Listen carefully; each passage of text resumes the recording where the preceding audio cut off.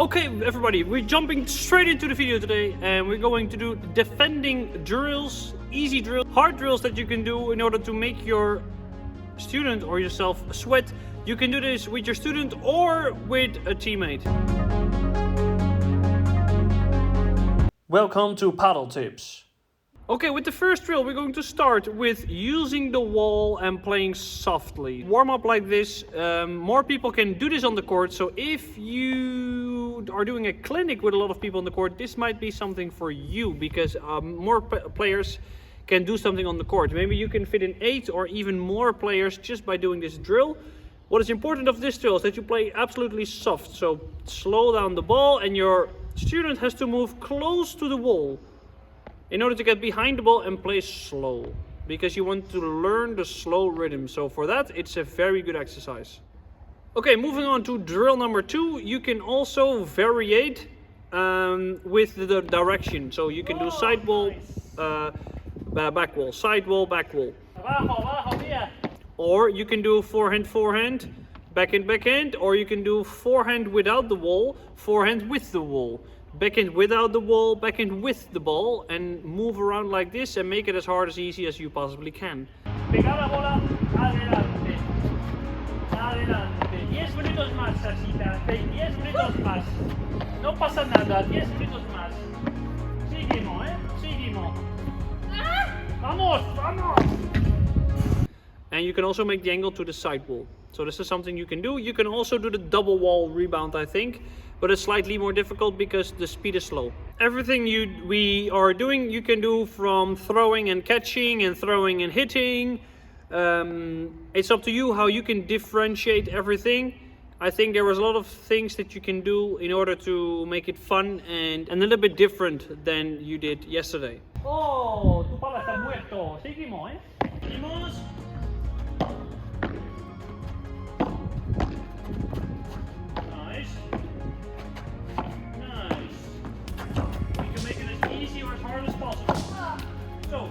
More to the middle, more sideways, or running. So we do another one.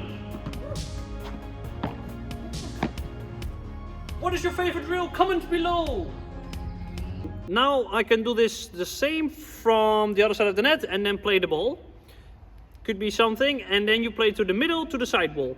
I think it's good to move around a little bit. And when we are practicing the corner, it's also important that you play to the middle from the cross court position, because then the ball comes into the player and you have to move around. Position, the correct position, Sashita, don't cheat. And then you play into the side wall, so the player has to move around. What is important for the side wall is that you hit the ball early after you hit the ball. So if the ball hits the glass, you hit it straight after, because then your contact point is in front of you. If you wait, the ball is going to be in your body and you're going to move a lot with your shoulders. So if you move a lot with your shoulders, it's probably because you're hitting the ball behind you or too close to you. Yeah? If that makes any sense, drop a like. Okay, so side wall, double wall rebound. So first side wall, second side wall rebound drill. Because your student has to understand the difference between hitting the ball from the first wall and the second wall. And then they are better in reading the ball. So mostly defending the corner is about reading where the ball is going to bounce. So I think it's good if you do variations and randomize everything, so they have to be better in reading specifically. So when you're doing drills, you can also do it randomly. You can also do it in a rally, but that's from the next exercise I will show you in a bit. In this one, it's important that the first glass, you take it straight after. Now, yes, hit it further next to you. Exactly. Yes. Then, second bounce rebound, you move away from the ball. And because then the contact point is a little bit away from you. So the movement is super, super important. Please vote what is your favorite drill, or would mean a lot if you like the video, because it helps us to grow the channel. Thank you. The forehand turn drill. So one forehand here, bien, and then the turn next to your right feet. It is very important that you can practice this with your student to play a specific ball so they are in the correct position. So here, tuck, and turn. Yeah? Vamos. Yes, hit the ball more next to you. Yeah? So when you turn, and you want to hit when you're here. You don't have to go back to this position. So I'm here, I'm turning, and then I will hit the like this if I hit a normal backhand. I will hit it here, yes. So you can do anything with this, but you can alter your position of the student or the player to play the first ball in a specific location, which makes it harder to get back to the position or makes it easy to be in the exact position that you want your student to be. So you can fake this a little bit because you can play a ball that your student is automatically in the correct position. Or you can make it harder and play out of position and they have to get back into position. Learning positioning is the key for success in defending the corner. So you can try some things out and see what works. I highly prefer to start my student in the bad position and that they have to understand that they have to move to the position because then they learn more because they think of it. But that's my opinion.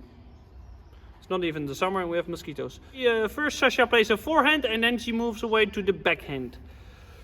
For hitting the camera reasons, we do that straight, but I think the forehand could go through my forehand on the right side and the backhand could go straight because then you are going to be out of defense. If you're playing your backhand too much to the cross-court part, you will remain into trouble.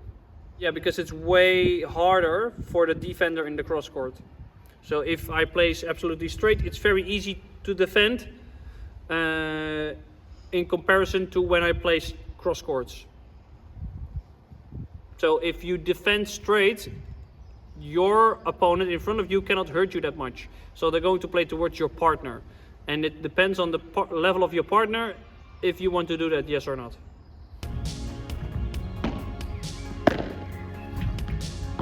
Yes. Hit it further next to the ball to the center. You could use the wall. Be careful. Seguimos. Nice. The half open drill, which means is that you can play one ball, get it back to you, and then play another ball and then start the rally or stop the rally. So it's 1, 2, stop. So forehand through the middle, she plays back to my backhand, which she should never do, but for the exercise I can make the angle better. Play the angle to the corner, play straight, new ball. You can also do 1 ball, 2 balls, 3 balls, and the last ball is a lob. So you can move around with that. I highly recommend it because you last longer with all the balls you have. So if you don't have a lot of balls in your can, this is something which you could do. And these are exercises that you do one-on-one. I have a lot of duo lessons where they train together and then you can also implement some of these. So they play first ball to me, then the second ball to the other one, or every backhand to me, every forehand straight. You can have unlimited variation in one of those drills. So maybe think of those drills because you have an entire basket that you don't really need then, and you can continue for a long period of time and then you pick up the balls in the end and you can continue for 15 minutes if they are not making any mistakes. We try to play a rally of minimum 10 shots. Okay, we're going to try to get a rally of 15 shots without any mistake. That could be something as well. By the way, if you want to have more videos like this, in the membership program we have another 6 extra drills that you can do in order to learn the wall, and those drills are easier to do. So if you are lower level or you are a coach and you would like to teach students, that could be something for you. It's just €5 a month and it also helps us to grow the channel. The pattern drill. So now I'm going to play a specific pattern. So all my forehands are going to be in the middle, all my backhand volleys are going to be cross courts. And now Sasha has to decide where she has to play. Nice! Wow!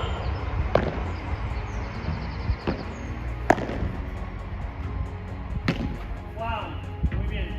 And this is a very good exercise to understand the corner, because if your student is smart, they will play everything to your forehand and it will be very boring. So then you can add, okay, if you can only play 3 times to the same direction and otherwise you have to switch.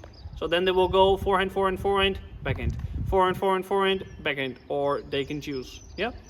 The next level of this is randomize everything. So I can do whatever I want, Sasha can do whatever I want, what she wants, and I play around and we'll see what happens.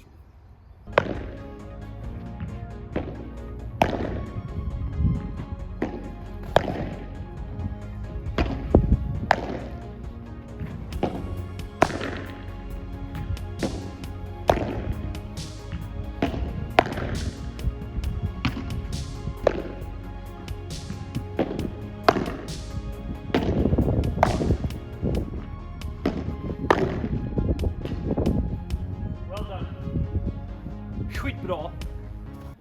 Thank you for watching. I hope you liked this video. Please vote your favorite drill in the comments below, because then I know what the favorite drill is. Could be nice. And if you have any questions regarding to the subject, let us know below. And thank you for watching. Hasta luego. Ciao. Adios.